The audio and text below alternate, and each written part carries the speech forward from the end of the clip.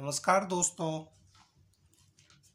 मैं निखिल बंसल हमारे चैनल निपुण बंसल सॉल्यूशन नोट्स पर आपका स्वागत करता है।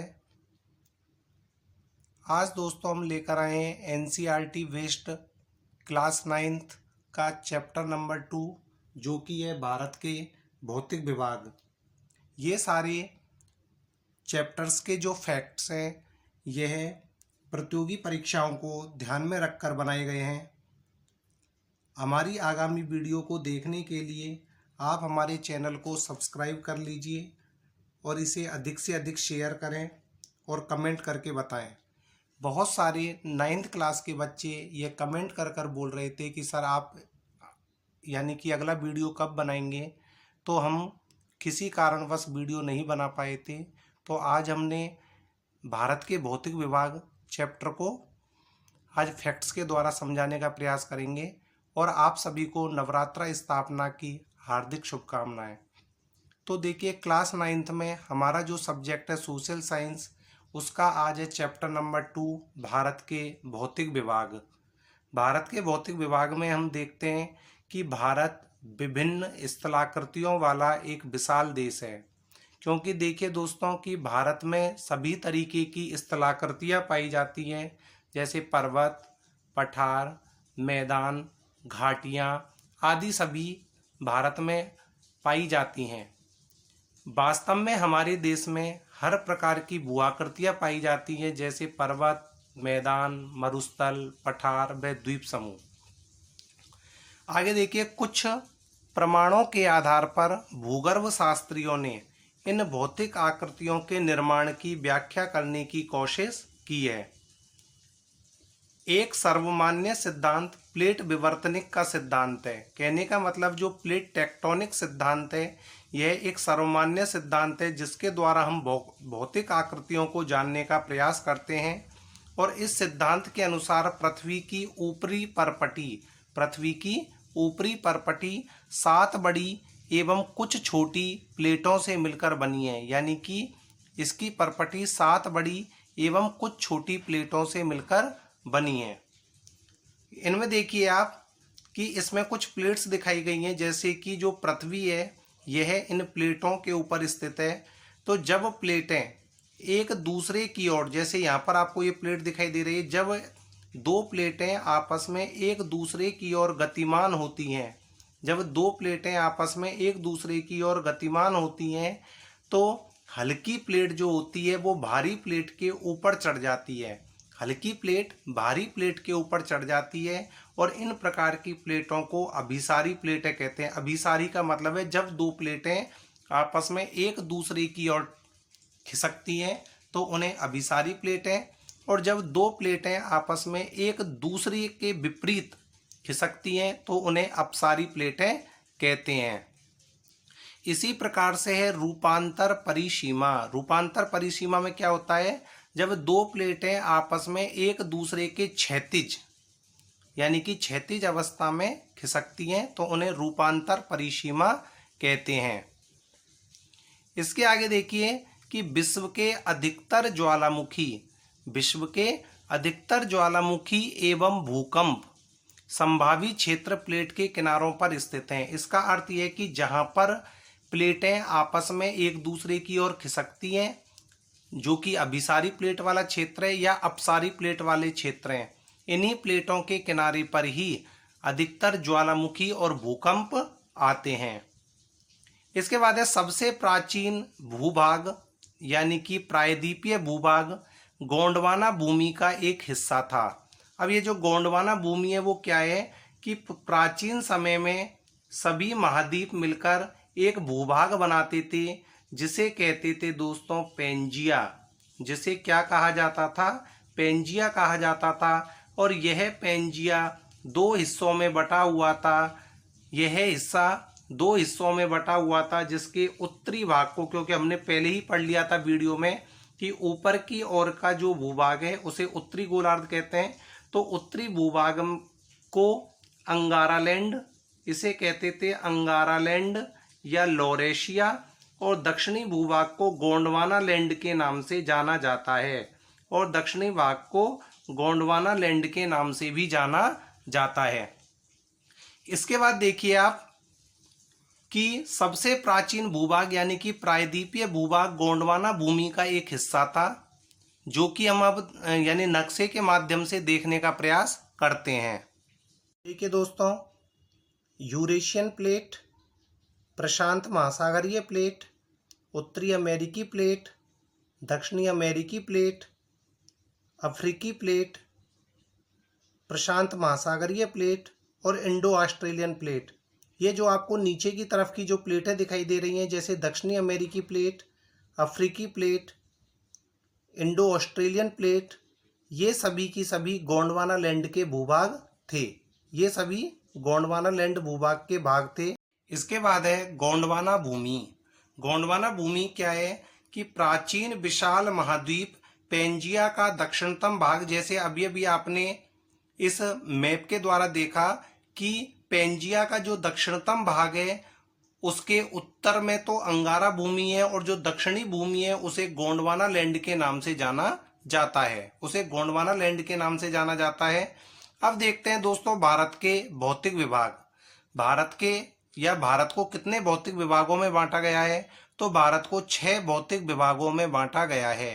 भारत को 6 भौतिक विभागों में बांटा गया है। पहला हिमालय पर्वत श्रृंखला, दूसरा उत्तरी मैदान, तीसरा प्रायद्वीपीय पठार जिसे दक्षिण का पठार भी कहते हैं, चौथा भारतीय मरुस्थल, पांचवा तटीय मैदान और छठा द्वीप समूह। इस प्रकार से भारत को 6 भौतिक विभागों में बांटा गया है। अब देखिए सबसे पहले आता है हिमालय पर्वत यानी कि उत्तरी पर्वतीय प्रदेश। इस हिमालय पर्वत में हम देखते हैं कि भारत की उत्तरी सीमा पर विस्तृत हिमालय भूगर्भीय रूप से युवा यानी कि हिमालय पर्वत सबसे युवा पर्वतों में गिना जाता है। तो युवा व बनावट की दृष्टि से बलित पर्वत श्रृंखला है। ये क्वेश्चन कई बार पूछा गया है कि हिमालय भूगर्भीय रूप से तो युवा व बनावट की दृष्टि से कैसा है दोस्तों? बलित पर्वत श्रृंखला में आता है। तो बलित पर्वत श्रृंखला है और यह पश्चिम में सिंधु से लेकर और पूरब में ब्रह्मपुत्र नदी तक स्थित है। पश्चिम में सिंधु नदी से लेकर यह ब्रह्मपुत्र तक फैला है। अब इसकी जो लंबाई है यह औसतन 2400 किलोमीटर की लंबाई में फैला हुआ है, जो कि एक अर्धवृत्त का निर्माण करता है। और इसकी कश्मीर में चौड़ाई 400 किलोमीटर व अरुणाचल प्रदेश में इसकी जो चौड़ाई है वो 150 किलोमीटर तक है। इसकी चौड़ाई कश्मीर में तो कितनी है? 400 किलोमीटर व अरुणाचल प्रदेश में इसकी चौड़ाई 150 किलोमीटर है। अभी हम इस जो भी भौतिक विभाग हैं इनको हम नक्शे के द्वारा समझने का प्रयास करेंगे, लेकिन सबसे पहले हम इनके फैक्ट्स देख लेते हैं जो जनरली एग्जाम्स में पूछे जाते हैं। तो देखिए सबसे उत्तरी भाग में स्थित श्रृंखला को महाहिमालय, कहने का अर्थ यह है कि जो हिमालय है उसको हमने 3 भागों में बांटा, यानी कि सबसे उत्तरी भाग को महाहिमालय से तुरंत नीचे यानी कि उसके दक्षिण में जो हिमालय है उसे मध्य हिमालय या हिमाचल श्रेणी, और सबसे निचली या बाहरी जो पर्वत श्रृंखला है उसको शिवालिक पर्वत श्रृंखला भी कहते हैं। तो देखिए सबसे ऊपरी भाग में स्थित श्रृंखला को महाहिमालय, आंतरिक हिमालय या हिमाद्री कहते हैं और यह सबसे अधिक सतत श्रृंखला है। सतत का मतलब लगातार है, विखंडित नहीं है। हिमालय के इस भाग का क्रोड ग्रेनाइट का बना है, यानी कि जो महाहिमालय है इसका जो क्रोड है यानी इसका जो भीतरी भाग है वो ग्रेनाइट से बना है और यह श्रृंखला हमेशा बर्फ से ढकी रहती है। कहने का अर्थ यह कि इसकी औसतन ऊंचाई 6000 मीटर से अधिक है और औसतन ऊंचाई 6000 मीटर से अधिक होने के कारण यह श्रृंखला हमेशा बर्फ से ढकी रहती है। इसके बाद आता है लघु हिमालय या जिसे हम हिमाचल श्रेणी भी कहते हैं। तो देखिए दोस्तों यह श्रृंखला हिमाद्री के दक्षिण में स्थित है या महाहिमालय के दक्षिण में स्थित है और इसकी ऊंचाई सामान्यतः कितनी है? 3700 से 4500 मीटर। इसकी सामान्यतः ऊंचाई 3700 से 4500 मीटर है और धौलाधर, महाभारत, कांगड़ा, कुल्लू, धौलाधर, महाभारत, कांगड़ा और कुल्लू यानी इसी हिमालय श्रेणी में स्थित हैं। कांगड़ा, कुल्लू इसी हिमालय पर्वत श्रृंखला में स्थित हैं और यह क्षेत्र पहाड़ी नगरों के लिए जाना जाता है। और इसकी जो सबसे महत्वपूर्ण विशेषता है वो ये है कि यह पहाड़ी नगरों के लिए विख्यात है। और सबसे एंड में आता है शिवालिक हिमालय या उप हिमालय। शिवालिक हिमालय या उप हिमालय क्या है कि यह हिमालय की सबसे बाहरी श्रृंखला है जिसकी औसत ऊंचाई 900 से 1100 मीटर के बीच है। यानी इसकी औसत ऊंचाई कितनी है? 900 से 1100 मीटर के बीच। और यह निम्न हिमाचल तथा शिवालिक के बीच में स्थित लंबवत घाटी को दून के नाम से जाना जाता है। यानी कि हिमालय श्रेणी के दक्षिण में और शिवालिक के ऊपर यानी कि एक लंबवत घाटी है जिन्हें दून के नाम से जाना जाता है। और इन्हीं से ही बना है कोटली दून, पोटली दून और देहरादून। इसके बाद देखिए नदी घाटियों की सीमाओं के आधार पर हिमालय का वर्गीकरण किया गया है। नदी घाटियों की सीमाओं के आधार पर हिमालय का वर्गीकरण किया गया है जिनमें सिंधु से सतलज नदी तक के मध्य का जो क्षेत्र है उसे पंजाब हिमालय, सतलज से काली नदी के मध्य के क्षेत्र को कुमायूं हिमालय, काली से तीस्ता नदी के मध्य के क्षेत्र को नेपाल हिमालय और तीस्ता से दिहांग का मतलब ब्रह्मपुत्र नदी के मध्य के क्षेत्र को असम हिमालय कहते हैं। तो देखिए सिंधु से सतलज के मध्य के भाग को पंजाब हिमालय, सतलज से काली के बीच के को कुमायूं हिमालय, काली से तीस्ता नदी के बीच के भूभाग को नेपाल हिमालय और तीस्ता से दिहांग के मध्य का जो क्षेत्र है उसे असम हिमालय के नाम से जाना जाता है। ये आपको अब जो दिखाई दे रही है भारत के उच्चावच में दोस्तों, तो ये हिमालय पर्वत श्रृंखला। तो जो हिमालय पर्वत श्रृंखला है जिसको 3 भागों में बांटा गया है, जिसमें आपको ऊपर की ओर दिख रहा है पामीर की ग्रंथि और पामीर की ग्रंथि के साथ ही यानी कि यहाँ पर जो आपको दिख रहा है ये है सिंधु नदी और सिंधु नदी से लेकर यह आपको जो दिखाई दे रहा है सांगपो नदी तक फैला हुआ है। यानी कि यह एक अर्धवृत्त की रचना बनाता है और अर्धवृत्त की रचना के साथ ही जो आपको ऊपर ही ऊपर दिख रहा है काराकोरम यानी कि काराकोरम, लद्दाख श्रेणी, जास्कर श्रेणी, शिवालिक हिमालय, कैलाश श्रेणी। तो इसी प्रकार से ऊपर से नीचे की ओर यानी कि यहाँ ऊपर से लेकर नीचे की तरफ महा हिमालय, इसके बाद है लघु हिमालय और इसके बाद आता है शिवालिक हिमालय।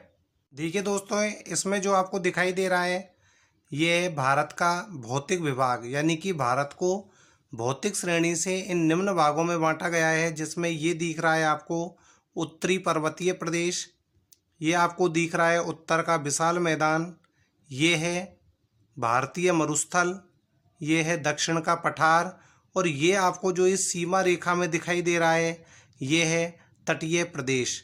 तो कहने का अर्थ ये है कि भारत को 6 भौतिक विभागों में बांटा गया है। भारत को 6 भौतिक विभागों में बांटा गया है। इसके बाद है उत्तरी मैदान, यानी कि भारत का दूसरा भौतिक विभाग है उत्तरी मैदान, जो कि उत्तरी मैदान 3 प्रमुख नदी प्रणालियों यानी सिंधु, गंगा और ब्रह्मपुत्र, सिंधु, गंगा, ब्रह्मपुत्र तथा इनकी सहायक नदियों से बना है और यह जलोढ़ मृदा से बना है। देखिए दोस्तों ये जलोढ़ मृदा से क्यों बना है? क्योंकि सिंधु, गंगा और ब्रह्मपुत्र नदियां जब बहती हैं तो इनकी सहायक नदियां भी इनके साथ आगे की ओर प्रवाहित होती हैं।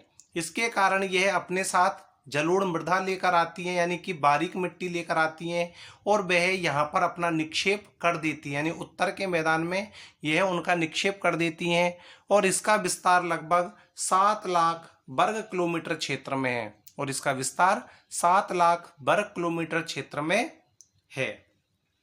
अब देखते हैं इसके फैक्ट्स क्या हैं कि यह सघन जनसंख्या वाला भौगोलिक क्षेत्र है। कहने का मतलब जो उत्तर का विशाल मैदान है यह सघन जनसंख्या वाला भौगोलिक क्षेत्र है और इसी में हम पढ़ते हैं दोआब। दोआब क्या होता है? दो यानी दो प्लस आव यानी कि नदियों के बीच का भाग, यानी कि दोआब का अर्थ हो गया दो नदियों के बीच के भूभाग को दोआब कहते हैं। और प्राकृतिक नदियों की भिन्नता के आधार पर, प्राकृतिक नदियों की भिन्नता के आधार पर उत्तरी मैदान को चार भागों में बांटा जा सकता है। प्राकृतिक नदियों की भिन्नता के आधार पर उत्तरी मैदान को चार भागों में बांटा जा सकता है, जिसमें सबसे पहला आता है भावर। ये भावर क्या होता है? नदियां पर्वतों से नीचे उतरते समय, जब नदियां पर्वतों से नीचे उतरती हैं तो दोस्तों नीचे उतरने के कारण स्वाभाविक बात है कि ऊपर से नीचे की ओर उतरेंगी, तो इनका जो प्रवाह है वो बहुत तेज होता है। और तेज प्रवाह के कारण ये 8 से 16 किलोमीटर की गुटिका का निर्माण करती हैं। गुटिका का मतलब है जब ये ऊपर से यानी पानी नीचे की तरफ आता है तो तेज वेग से आने के कारण कंकड़ पत्थरों के बीच पानी जमीन के अंदर विलुप्त हो जाता है, जमीन के अंदर यानी अत्यधिक गहराई में चला जाता है, उसे भावर कहते हैं। इसके बाद देखिए जहां पानी लुप्त होता है तो भावर के दक्षिण में स्थित है तराई प्रदेश। जो तराई प्रदेश है इसमें क्या होता है कि जो पानी नीचे आंतरिक रूप में चला गया था वह सभी सरिताएं भावर पट्टी में लुप्त हो जाती हैं और पुनः निकल आती हैं, यानी कुछ दूरी पर निकलती हैं, और इस कारण से जो भूभाग है वो नम और दलदली हो जाता है, जिसे तराई प्रदेश कहते हैं।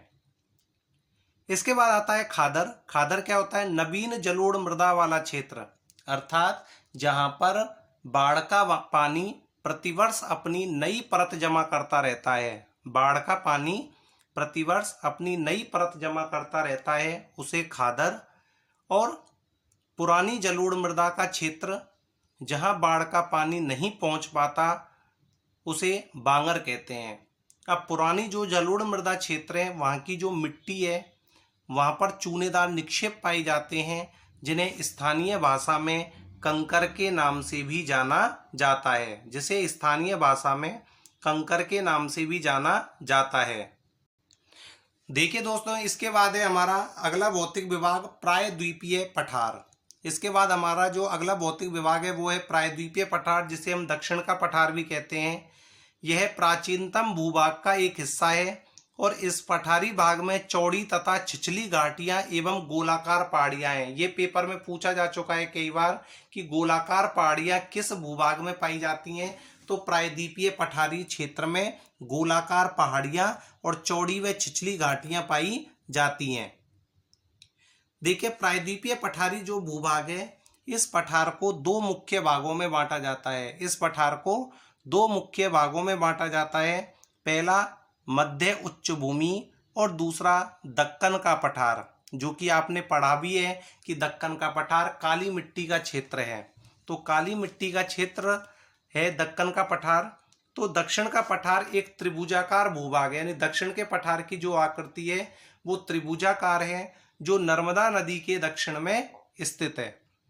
तो जो दक्षिण का पठार है वह नर्मदा नदी के दक्षिण में स्थित है और प्रायद्वीपीय पठार के पूर्व और पश्चिमी सिरे पर क्रम से पूर्वी तथा पश्चिमी घाट स्थित है। जैसे यदि हम इस तरीके से भारत का लोकेशन देखें तो इस लोकेशन के आधार पर, यानी कि इसे तो बोलेंगे हम तटीय प्रदेश, इसे तो हम बोलेंगे तटीय प्रदेश, लेकिन इसके जो अंदर का जो प्रदेश होगा, अंदर का जो प्रदेश होगा उसे बोलेंगे, इसे तो बोलेंगे पूर्वी घाट, ये होगा पूर्वी घाट और ये होगा दोस्तों पश्चिमी घाट। तो जो प्रायद्वीपीय पठार का पूर्वी व पश्चिमी जो पश्चिमी सिरा है उसमें पूर्व की ओर के को पूर्वी घाट और पश्चिम के को पश्चिमी घाट कहते हैं। अब देखते हैं कि पूर्वी घाट की जो औसत ऊंचाई है वो 600 मीटर के करीब है और पश्चिमी घाट की जो औसत ऊंचाई है वो 900 से 1600 मीटर है। इसका अर्थ ये हुआ कि पश्चिमी घाट की औसत ऊंचाई पूर्वी घाट की तुलना में अधिक है। और इसके बाद है पूर्वी घाट का विस्तार सतत नहीं है। देखिए दोस्तों, दक्षिण के पठार में अधिकांश नदियां पूर्व की ओर बहती हैं और जब पूर्व की ओर बहती हैं तो वह अत्यधिक मात्रा में उन्होंने इस घाट वाले क्षेत्र को काट दिया है, विच्छेदित कर दिया है, और विच्छेदित करने के कारण पूर्वी घाट का विस्तार सतत नहीं है, यानी कि बीच बीच में से कटा हुआ है। इसके बाद है पश्चिमी घाट की ऊंचाई उत्तर से दक्षिण की ओर बढ़ती जाती है और प्रायद्वीपीय पठार की एक विशेषता यहाँ पाई जाने वाली काली मृदा है। जैसे अभी अभी आपको बताया कि जो दक्कन का पठार है ये काली मिट्टी का क्षेत्र है। दक्कन का पठार काली मिट्टी का क्षेत्र है, इसलिए इसे दक्कन ट्रैप भी कहा जाता है। और यहाँ पर आपको पता है कि जो काली मिट्टी है वो किसकी कृषि के लिए उपयुक्त है जी, यानी कि जो दक्कन ट्रेप है यानी कि जो काली मिट्टी है वो कपास के उत्पादन के लिए सर्वोत्तम मानी जाती है। इसके बाद आता है हमारा चौथा पॉइंट भारतीय मरुस्थल। इसके बाद हमारा चौथा पॉइंट है भारतीय मरुस्थल। भारतीय मरुस्थल में देखिए फैक्ट्स, यह अरावली पहाड़ी के पश्चिमी किनारे पर स्थित है। जो भारतीय मरुस्थल है यह अरावली पहाड़ी के पश्चिमी किनारे पर थार का मरुस्थल है और इस क्षेत्र में प्रतिवर्ष 15 सेंटीमीटर से भी कम वर्षा होती है। यानी कि यहाँ पर जो औसत वर्षा है वो 15 सेंटीमीटर से भी कम होती है। और इस क्षेत्र की जो सबसे प्रमुख नदी है उसका नाम है लूनी नदी। यानी कि इस क्षेत्र की जो सबसे बड़ी नदी है उसका नाम है लूनी, जिसे लवणवती नदी भी कहा जाता है और इसका पानी खारा है। बरखान का विस्तार बहुत अधिक क्षेत्र पर होता है। यहाँ पर बालू रेत में यानी कि अर्धचंद्राकार रेत के टीले भी पाए जाते हैं जिन्हें बरखान भी कहा जाता है। और देखिए भारतीय मरुस्थल यानी कि थार के मरुस्थल की जो सबसे बड़ी विशेषता है वो ये है कि यह सर्वाधिक जनसंख्या घनत्व वाला मरुस्थल है। यानी कि इतनी सघन जनसंख्या जो कि थार के मरुस्थल में पाई जाती है इतनी किसी भी मरुस्थल में नहीं पाई जाती है। और सबसे इसका जो महत्वपूर्ण है वो ये है कि सर्वाधिक जैव विविधता इसी मरुस्थल में पाई जाती है। सर्वाधिक जैव विविधता इसी मरुस्थल में पाई जाती है। इसलिए डॉक्टर ईश्वरी प्रसाद ने इस मरुस्थल को रुक्ष प्रदेश की संज्ञा दी है। इस प्रदेश को रुक्ष प्रदेश की संज्ञा दी है। इसके बाद है हमारा अगला भौतिक विभाग तटीय मैदान। यानी कि पांचवा जो भौतिक विभाग है वो है तटीय मैदान। और तटीय मैदान प्रायद्वीपीय पठार के किनारों के संकीर्ण तटीय पट्टियों का विस्तार है। यानी कि जो प्रायद्वीपीय पठार है जो कि हमने देखा कि इस तरीके से जो भारत का जो दक्षिणतम भाग है इस किनारे पर संकीर्ण यानी कि बिल्कुल कम मात्रा में जो विस्तृत मैदान है उसे हम तटीय मैदान कहते हैं। इसमें पूर्व की ओर के मैदान को पूर्वी तटीय मैदान और जो पश्चिम की ओर का मैदान है इसे पश्चिमी तटीय मैदान कहते हैं। अब देखिए पश्चिम का जो ये पश्चिमी तटीय मैदान है इसे हम 3 भागों में बांटते हैं। यानी मुंबई से लेकर गोवा तक के मध्य का जो तटीय मैदान है इसे कोंकण तट, और कर्नाटक में जो तट है उसे कन्नड़ तट, और केरल के जो तट है उसे मालाबार तट के नाम से जाना जाता है। तो कहने का अर्थ ये हुआ कि जो पश्चिमी तट है उसे हमने 3 भागों में बांटा। जो इसका उत्तरी भाग है उसे कोंकण तट, जो मध्य भाग है उसे कन्नड़ तट, व दक्षिणी भाग को मालाबार तट के नाम से जाना जाता है। जैसे इसमें लिख रहा है कि पूर्वी तट मैदान का उत्तरी भाग उत्तरी सरकार तट कहलाता है। इसी प्रकार से यदि हम पूरब की तरफ देखें, ये हमारा पूर्वी जो भूभाग है इसमें ऊपर का जो तट है उसे उत्तरी सरकार तट और दक्षिणी वाले तट को कोरोमंडल के नाम से जाना जाता है। उसे क्या कहते हैं? कोरोमंडल। अब इसका जो महत्वपूर्ण फैक्ट्स है वो ये है कि चिल्का झील यानी कि जो उड़ीसा राज्य में स्थित है, तो चिल्का झील भारत की सबसे बड़ी खारे पानी की झील है। भारत की सबसे बड़ी खारे पानी की झील कौन सी है? चिल्का झील। इसके बाद आता है सबसे अंतिम पॉइंट, द्वीप समूह। यानी कि जो भारत का जो छठा भौतिक विभाग है उसका नाम है द्वीप समूह। तो भारत के मुख्य स्थल के अतिरिक्त 2 द्वीपों का समूह भी स्थित है। कहने का अर्थ यह है कि भारत के जो 5 भौतिक विभाग हैं वो तो भारत के मुख्य स्थल पर स्थित हैं और इससे भिन्न दोनों ओर यानी कि अरब सागर की ओर और पूरब में बंगाल की खाड़ी की ओर 2 द्वीपों का समूह भी स्थित है। यदि हम अरब सागर की ओर देखें तो अरब सागर में लक्षद्वीप का प्रशासनिक मुख्यालय कवरत्ती द्वीप है, जो कि इसकी राजधानी भी है। और यह प्रवाल द्वीप है। कैसा द्वीप है? प्रवाल, यानी कि जहाँ पर मूंगा जीव सर्वाधिक मात्रा में पाया जाता है। और इस द्वीप समूह पर पादप एवं जंतु के बहुत से प्रकार पाए जाते हैं। यहीं पर एक पिटली द्वीप भी है जहाँ मनुष्य का निवास नहीं है और यहाँ पर एक पक्षी अभ्यारण्य है। यहाँ पर क्या है? पक्षी अभ्यारण्य है। इसी प्रकार से यदि हम पूर्व की तरफ देखें तो पूर्व की ओर बंगाल की खाड़ी में, उत्तर में अंडमान एवं दक्षिण में निकोबार द्वीप समूह है। कहने का मतलब ये सतत है लगातार कि ऊपर की ओर अंडमान है और नीचे की तरफ दक्षिण में निकोबार द्वीप समूह स्थित है। भारत का एकमात्र सक्रिय ज्वालामुखी, भारत का जो एकमात्र सक्रिय ज्वालामुखी है जो कहाँ स्थित है? तो भारत का एकमात्र सक्रिय ज्वालामुखी अंडमान निकोबार द्वीप समूह के बैरन द्वीप पर स्थित है। तो कौन से द्वीप पर स्थित है? बैरन द्वीप पर स्थित है।